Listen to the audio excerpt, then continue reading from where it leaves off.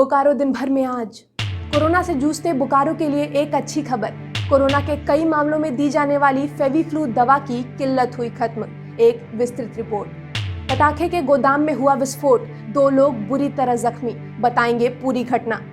Cell ने लाया एक ऐसा ऐप जिससे होगी समस्या दूर। बताएंगे। स्वागत है आपका बोकारो दिन भर में। मैं प्रियंका। जिले की हर बड़ी खबरों से आपको अवगत कराएंगे। यह भी बात करेंगे कि क्या मूर्तिकार कोरोना काल में अपना जीवन यापन कर पा रहे हैं।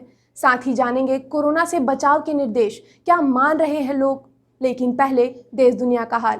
भारत में कोरोना मामले 24.6 लाख के पार। एक दिन में 1008 लोगों की हुई मौत।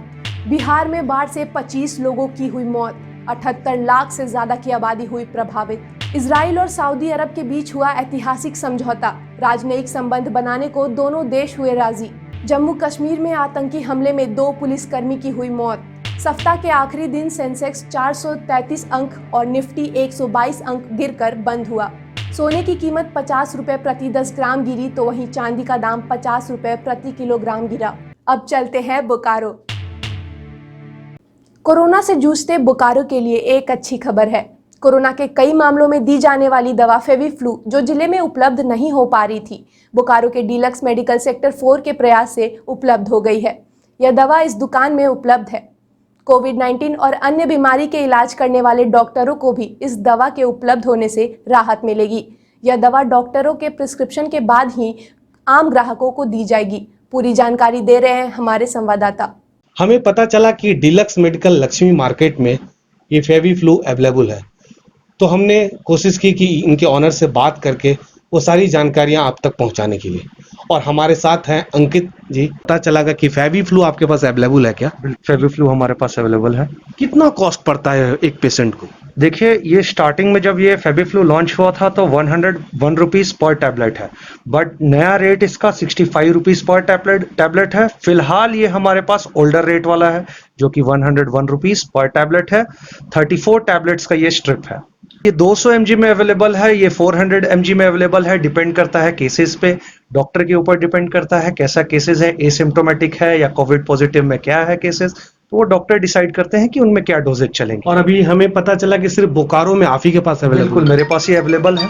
कैसे आपने अवेलेबल कराया, हमारी जनता को बताइए। सबसे पहले मैंने कम से कम 16 से 17 शहर में इसके लिए बात किया। सबने ना किया। बहुत कोशिश किया। हर जगह से नहीं अवेलेबल है, हॉस्पिटल अवेलेबल है। बट लास्टली वेस्ट बंगाल में हमारी एक पार्टी है जो जिनसे मेरी बहुत पहले से काम चलती है, उन्होंने मैंने टच किया, फिर उन्होंने मुझे अवेलेबल करा के दिया। बट वो सफिशिएंट नहीं था यहाँ बोकारो के लिए, तो वो जैसे ही आया वो उसका यूज हो गया। फिर काफी बीजीएच के डीएमएस, बीजीएच के कार्डियो डिपार्टमेंट, बीजीएच की सारे डॉक्टर ने मुझे काफी प्रेशराइज किया, काफी उन्होंने टच किया, अंकित जी से अवेलेबल कराइए। मैंने पूर्ण जोर कोशिश किया। उन्होंने कंपनी से मुझे बात कराया। उन्होंने भी बहुत ही मेहनत किया कि ये मेडिसिन कैसे भी हमारे बोकारो वासी के लिए अवेलेबल हो जाए। तो जाकर के ग्लेनमार्क कंपनी से हमारी बात हुई, फिर उन्होंने अवेलेबल करा दिया। ये तो बहुत ही सराहनीय बात है कि आपने अवेलेबल कराया। मैं अपने दर्शक को दिखाना चाहता हूँ कि ये फेविफ्लू जो मेडिसिन है। अच्छा, एक चीज मैं बस आपसे जानना चाहता हूँ कि जहां तक हमें जानकारी मिलेगी, इसे कूल चेन मेंटेन रखना पड़ता है, क्या ऐसा सही है? नहीं, कोल्ड चेन तो देखिए आप इसे ठंड जगह पर रख सकते हैं, इसे फ्रीज में रखने की जरूरत नहीं है। आप इसे ठंड जगह, कहीं पे दवा है, ऐसे दवा जनरली उसे ठंड जगह पे रखेंगे, गर्म जगह रखने पे तो ऐसे भी दवा खराब हो जाएंगी। तो बोकारो के जो भी कोरोना से लड़ रहे हैं उन्हें टेंशन फ्री हो गए कि आपके यहाँ मेडिसिन है। बिल्कुल, ये हमारे यहाँ मेडिसिन है, बट उन्हीं को ये अवेलेबल है जिन्हें बहुत ज्यादा जरूरत है। आप प्रिकॉशनरी बेस पे ये मेडिसिन परचेज नहीं कर सकते हैं। आपको डाउट है या आपको लगा, जब तक आपके पास डॉक्टर की प्रिस्क्रिप्शन नहीं है, किसी अस्पताल की प्रिस्क्रिप्शन नहीं है, तो ये मेडिसिन हम देने में सक्षम नहीं है। चलिए, ये कहीं से प्रिस्क्राइब्ड रहना चाहिए। चलिए, ये एकदम रेस्ट्रिक्टेड इमरजेंसी यूजेस के लिए, और ये टैबलेट ग्रुप में अवेलेबल है। जल्दी हम इसका इंजेक्शन भी लॉन्च कर देंगे बोकारो में। चास बाजार समिति के पटाखा गोदाम में अचानक हुए विस्फोट से 2 लोग बुरी तरह जख्मी हो गए, जिसमें एक की स्थिति चिंताजनक है। बताया जा रहा है कि गोदाम पुराने मील रोड के एक दुकानदार का है। मौके से पुलिस ने एक बाइक को भी जब्त किया है। साथ ही एसडीओ के आदेश पर 4 दुकानों को सील भी किया गया। और अब बात सेल के द्वारा तैयार किए गए एक ऐप की।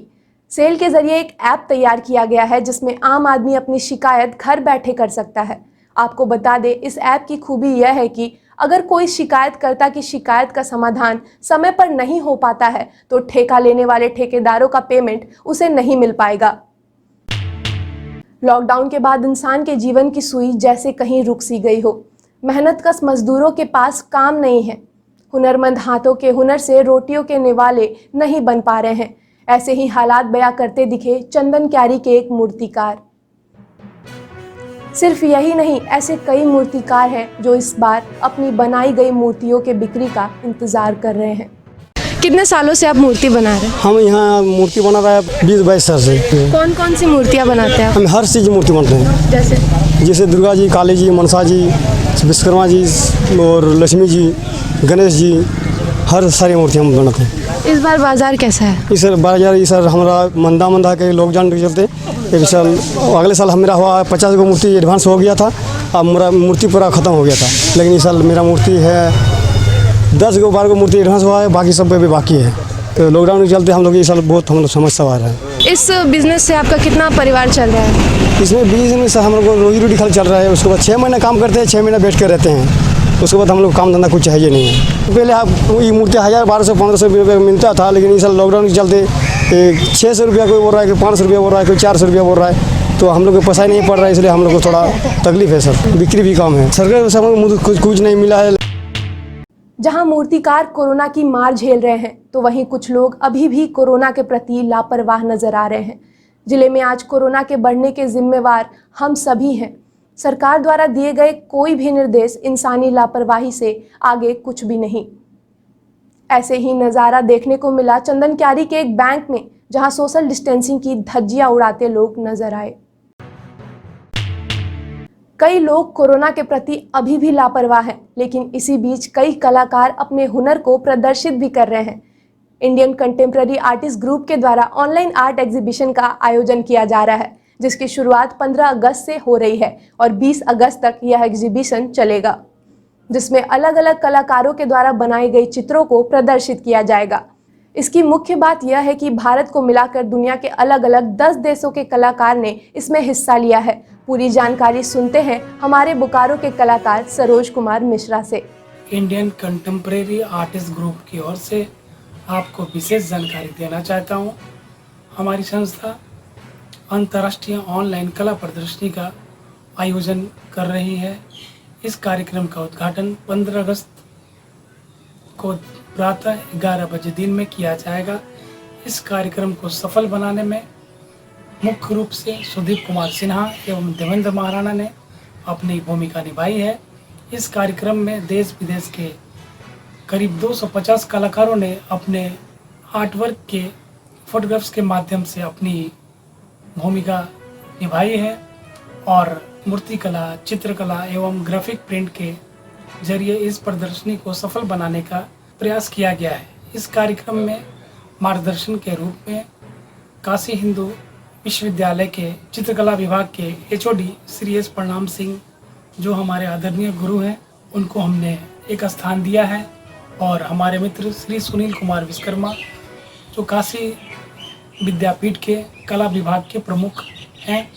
ये दोनों कलाकार पूरे विश्व में भारतवर्ष का परचम अपने कला के हुनर से दिखाए हुए हैं। बोकारो के बाद अब नजर धनबाद की खबरों पर।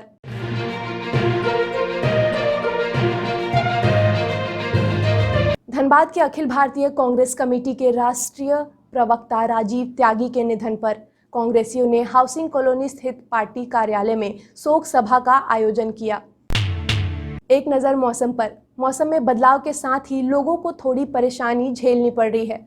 कभी अचानक धूप निकल जा रही है तो कभी रिमझिम बारिश होने लग रही है। आज भी दिन भर आसमान में बादल छाए रहे, जिसके कारण उमस के दर में बढ़ोतरी देखने को मिली। साथ ही थोड़ी बूंदाबांदी भी देखने को मिली। मौसम विभाग के अनुसार अगले कुछ दिनों में भारी बारिश और वज्रपात की संभावना जताई जा रही है। आज का अधिकतम तापमान 32 डिग्री सेल्सियस और न्यूनतम तापमान 26 डिग्री सेल्सियस रिकॉर्ड किया गया। आप अपने आसपास की घटनाएं और समस्याओं को हमें व्हाट्सएप कर सकते हैं। हमारा व्हाट्सएप नंबर है 9334210302। एक नजर बोकारो के 9 प्रखंडों की खबरों पर जो आज सुर्खियों में बनी रही।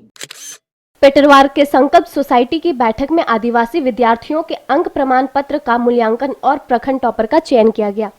कोर कमेटी ने कहा कि छात्र छात्राओं को व्यक्तिगत रूप से उनके घर जाकर सम्मानित किया जाएगा।